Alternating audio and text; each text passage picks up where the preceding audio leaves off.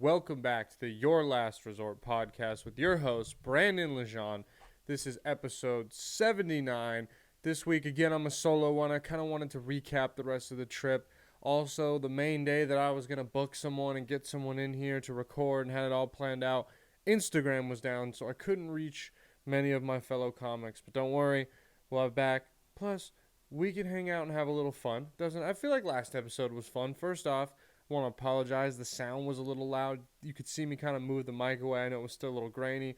I hopefully adjusted it correctly this time. I am not an audio engineer. I have a sociology degree, so doing great. I don't know. I don't know. Things have been good. When I was in Europe, I was really missing comedy because I had finally I talked about in here. I was doing it more, diving in, getting in a bunch of mics, kind of getting to know people and make friends in the scene. And then I left for 2 weeks, and kind of sucks because people forget faces when you're gone, and you lose traction and stuff like that. So I was like really paranoid and worried about that. But it's been good getting back out there. Just kind of doing that. The whole October challenge thing, it's going well. It's going good. I'm keeping to my goals, writing more, getting out more, working out, doing all that. I'm so sore right now. Like, I was squatting behind to set up the mic, the camera stand that holds the camera, and my legs were shaking because my legs are just so not used to this. But I'm feeling good, and I've been eating relatively good. It's just been good getting back out there and stuff, but it just was like, I just want to get booked. So does any comic, though. Like, anyone, that's what anyone's gonna say. Like, no comic doesn't want to get booked. And so it just sucks because, I'm waiting for that to happen, and I gotta keep grinding and keep showing face and doing all that kind of stuff. I completely understand that. It just sucks because you just want it to be you. Like, you believe you're funny, you believe you're talented, it's just part of the whole shtick, the whole thing, the whole shebang, whatever you want to fucking call it. I don't know, but the mustache is gone, as you can see. Killed it because you guys cyberbullied me enough. I had a lot of people be like, "What the fuck is that mustache?" A lot of comics made fun of me, and they'd all give me like, "No, it doesn't look bad, man." But the first tone someone takes with something, like their genuine reaction, is what you kind of see coming. It's what they really mean. It's what they wanted to say. So I knew that that's how they felt. Felt it was time to, and immediately I was kind of like, okay, I kind of like the clean shaven. I wish I could grow a beard, but I can't. I just don't get anything on the side, the side of my face, that part. It just doesn't happen. So, I'm just kind of stuck with the beard that I have. I don't know. I'm just being stupid. Just trying to keep in chat with you guys, trying to put these things out. It gets hard sometimes. You can be so lazy. It's so easy to be lazy, but here we are. So also last week I forgot, I teased it, and then of course I forgot to go back to it. But I wanted to talk about, I was like, oh, I'm going to shout out America later. So there were things, Europe was fun, still loved it, still a great time. But there were things in Europe that I just wasn't used to, and I didn't like my American ways wanted it. Like, first off, I ordered 19 different kinds of coffee.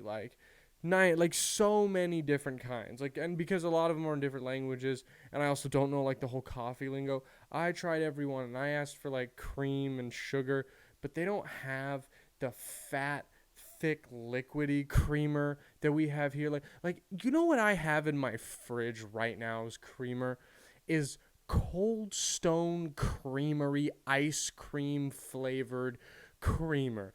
That's the fattest fucking thing you could ever have. It's literally melted down ice cream in a bottle. Diabetes in a small plastic bullshit thing with an orange little handle that makes you feel happy every time you drink it.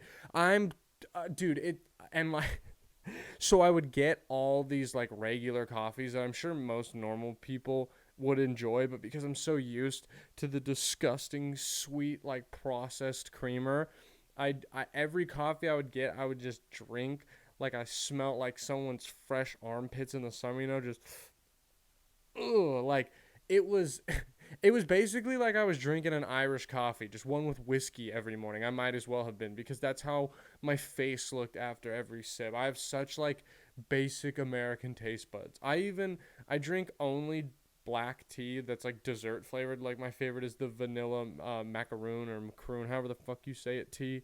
I, I used to know how to say that word, but I jokingly started saying it wrong. And now, cool thing, I can't remember how to say it. It's just gone. I'll never know again.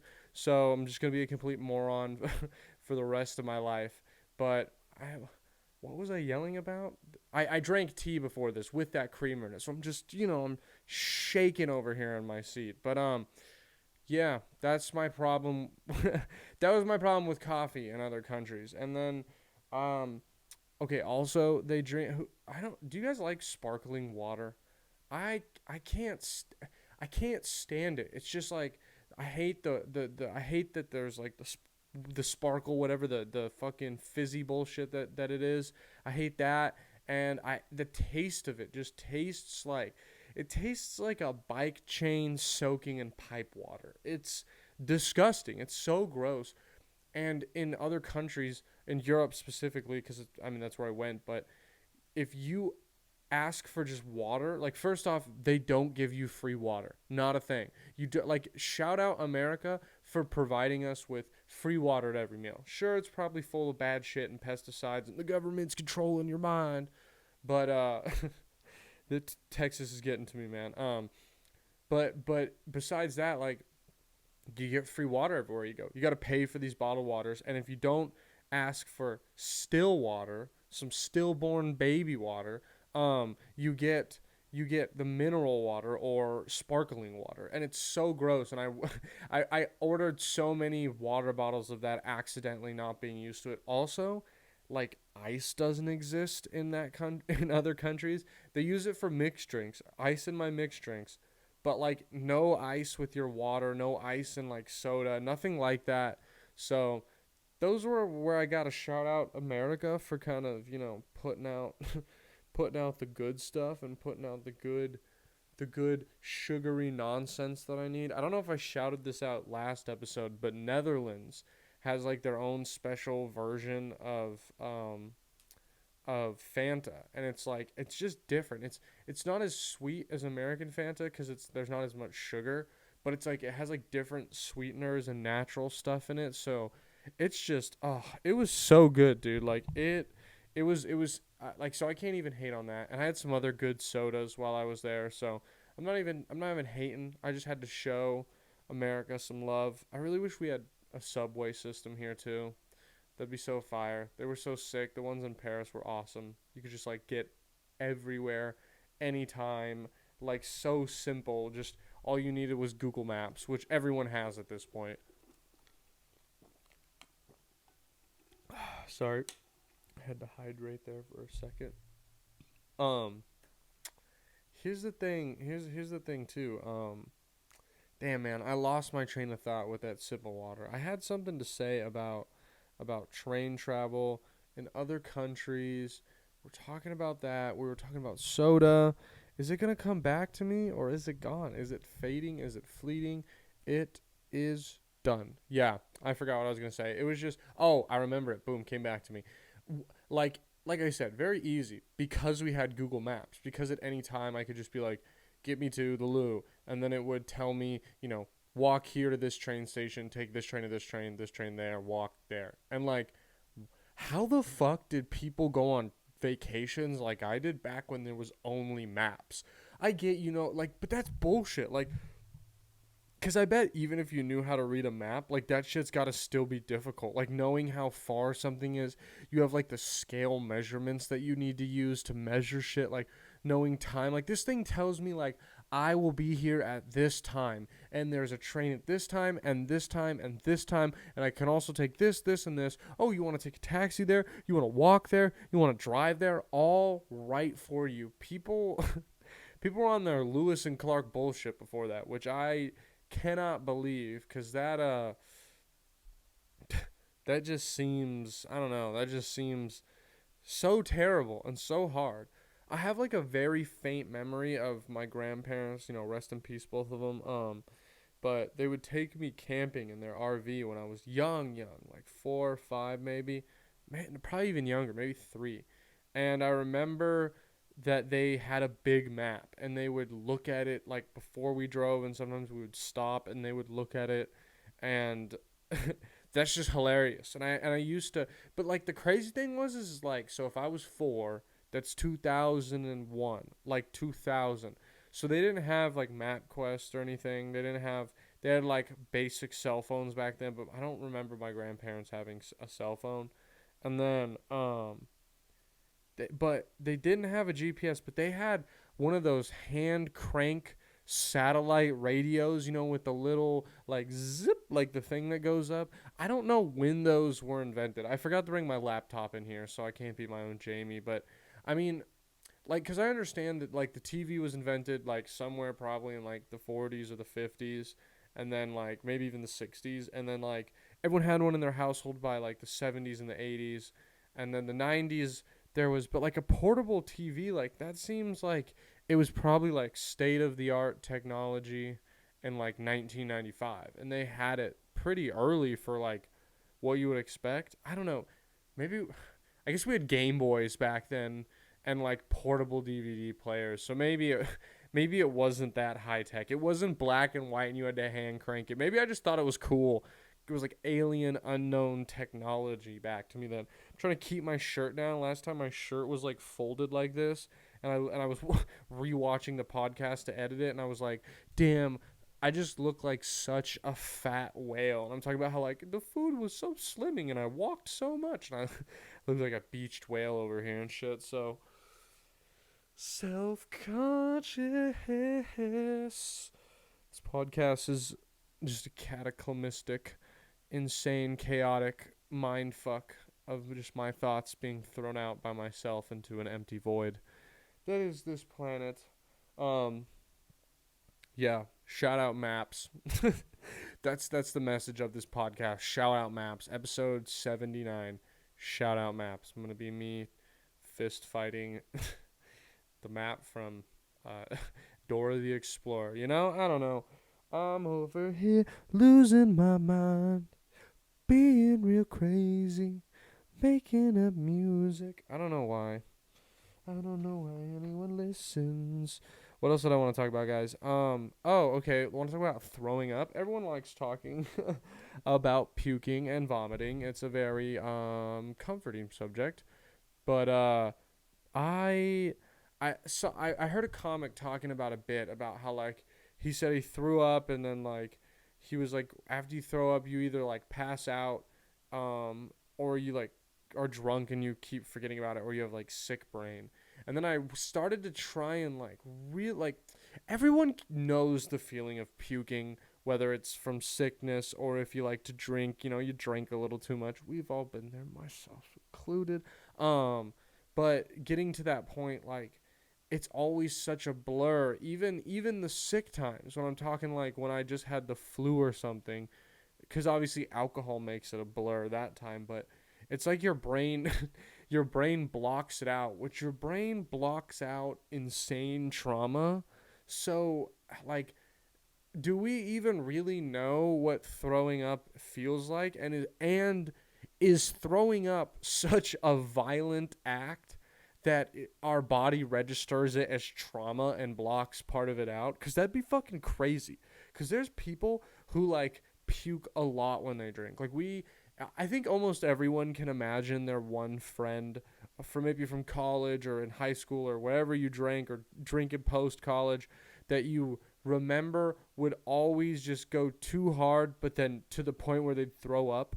Because we all got that one friend who goes too hard, but they just kind of like eat some food, pass out, mind their business, wake up hungover, like they're a functioning animal. Like they are a feral fucking beast. Shout out Zach Arnold.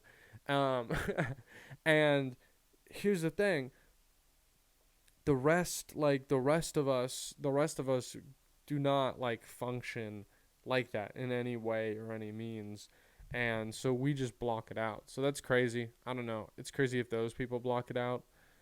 There's like diseases, aren't there? Like someone's got to have, I mean, do people have like syndrome where they get fake fucking accents? Someone has to have one where they just puke all the time on command. just like, I don't know. There's some weird ones. Have you heard about the guy who just always has like an orgasm all the time? I think like he can't do anything in society because he's always just, like, I don't know. That's like that feels like a guy who made like a bad wish with a genie. Like it just feels too fucked up to be like a real thing that happens to someone, because I don't know, most people would argue that that's one of the better feelings in the world, and then now this guy hates it. It's ruined his life. It's a terrible existence. It's depressing if you think about it. I don't know, man. Um, yeah, just I was thinking about that the other night when someone like brought it up and mentioned it. It kind of made me think of it. Um, Also, I don't know. I got I had one of those days on Sunday where like I went to watch the Eagles game with a buddy of mine, and he just is like a big drinker. He's only 2 years younger than me, but there's something about the difference between like a 22-year-old. He turned 21 during the pandemic. So like he didn't even get to be like everyone drinks before they're 21 pretty much. And the thing though is that like when you become 21, you can go to like cool bars. You can like just go to settings where like it's okay to just be belligerently, not belligerently drunk, but drunk, because like you can't be too drunk in a party, and like you're always worried about the cops. Then you got to go home and like sleep in your parent, like you got to sneak in past your parents, or like sneak in past your homie's parents. Like it's always a traumatic, not traumatic, not traumatic. I'm just throwing that word around now, but it's always a terrible experience. That part sucks of it. So when you're 21, you're just kind of like free and gung ho. He didn't get to experience this, so he's like a Bambi fresh out of the womb, tear your head off, crazy drinking motherfucker. And like we went to drink before the game. I met at his house at like 10:30, and immediately he pours me a Jameson and Big Red soda. Not a combo I've ever had before. Honestly, not that bad. But we drink 2 whiskeys by 11:30, and I just like I don't drink a ton. Like I'm not a crazy drinker, and so I get like but I still drink. But when I say that is that I mean like there's a lot of guys kind of take pride in how much they can put down and how often they drink. I'm such a casual drinker that when I do drink, it like I get drunk off like most dudes would be like, bro, 2 whiskeys and you were already feeling it. Yeah, dude, I was feeling it a little. Then we got to the bar, we had a few beers, the stream cut out. We came back to our place, had like 3 more whiskeys and soda. Um, and then we went to this like mic, this power hour mic here in town where like 2 girls on stage, the host, and then there's a guest. It was a girl this week. It's not always a girl, but the guest just is being fed alcohol to get drunk, and they just roast and interrupt your set and make fun of it, and you kind of have friendly banter and bounce things off each other. That's kind of certain things that are funny, certain things that you're just fucking with each other. It's like a fun, chaotic environment, and I just kept drinking there, and then I like kind of sobered up from my set, but then we went to the Vulcan down the street after for the Freddie Gibbs show, and it was Freddie Gibbs, and it was Freddie Gibbs, and then like he like Danny Brown was there. Like Danny Brown was chilling just a few feet away from me, and he was in like a full cowboy outfit. Like it was hilarious, and I like love Danny Brown's music. I think he's hilarious on Your Mom's House, and so like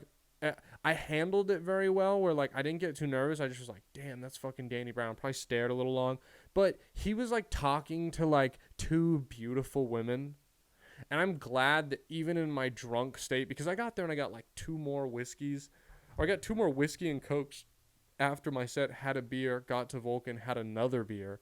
So like I'm just on planet 11,000. I don't know.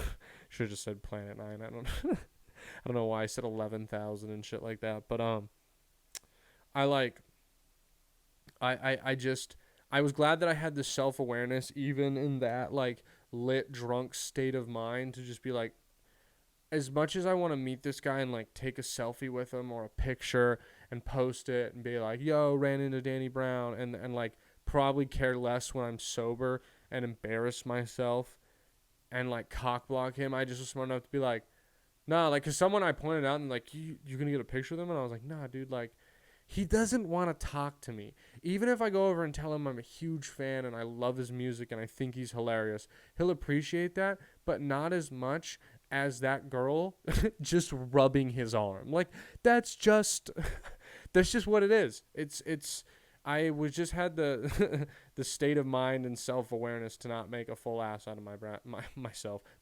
So shout out Danny Brown, and you're welcome in a sense. But yeah, dude, it was a cool show, and then I had to have Erica come pick me up because I was a little too lit, and then I fell asleep, and all I had that day was drinks and like half a Philly cheesesteak. So it was like I woke up the next day and like my body hurt, and I was like, I'm getting too old for this shit. Like at 24 years old, I just went too hard. I tried to keep up with him because we were supposed to go to like another mic afterwards, and I just was like, also, dude, this jet lag is beating my ass. It's beating my ass. Like I can't believe how tired I am and how I'm waking up so early. Like I wake up almost at like 7 or 8 every morning to piss. Like it's normally like no, it's actually like 6 or 7, and I wake up normally at 9 every morning.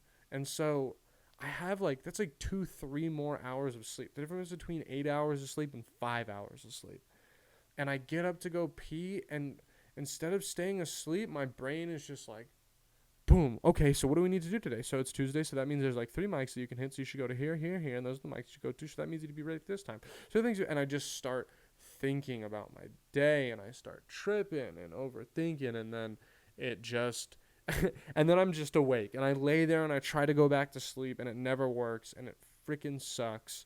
But I assume that like soon I'll be used to it, and like one of these nights I'll just get like a good night's sleep, fall asleep kind of early, wake up late, and I'll be refreshed and back on it. I mean, I'm doing better than like when I was in Germany. Like that jet lag was something lethal that I am not and have never been like used to or experienced before. Not even fucking close. That shit was so awful.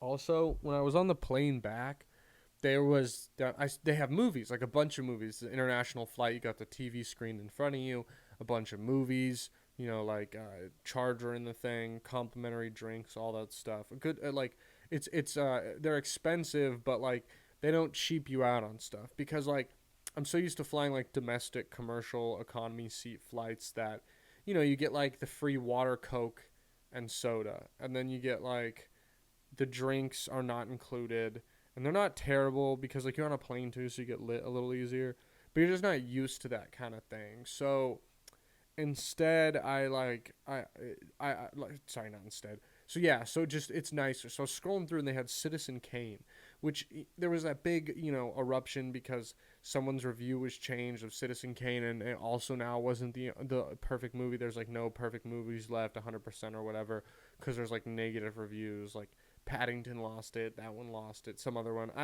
I don't know.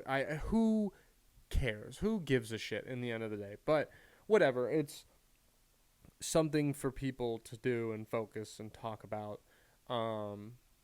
But yeah. So anyway, I don't know. I was looking at the movie and I was like, oh, I should watch this because it's a quote unquote classic. And then I looked and it's from 1942.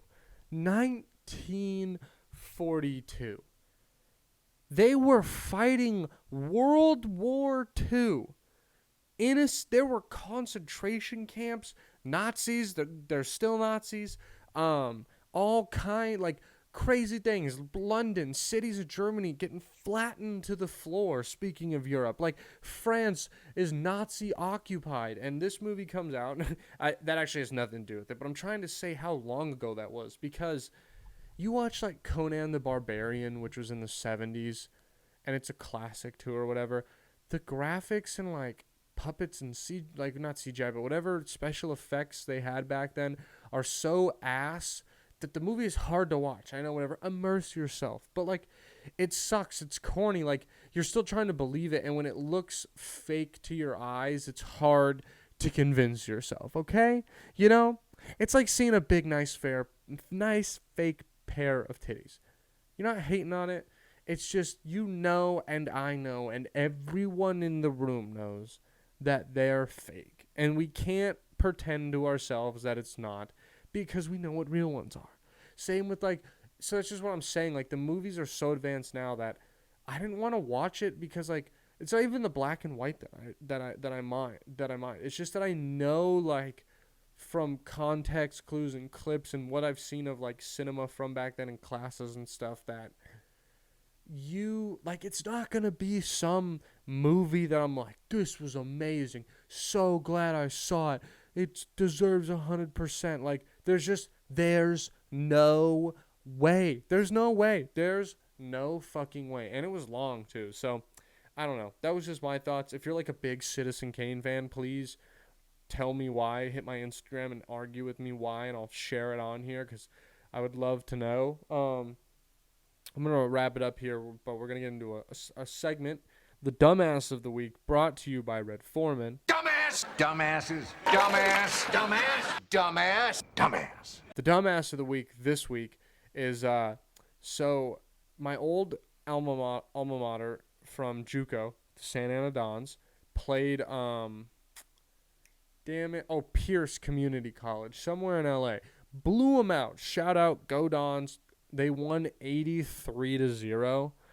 And then this clip went viral of they're dancing to, God, I'm going to make myself sound so white here. I think it's a Chief Keef song.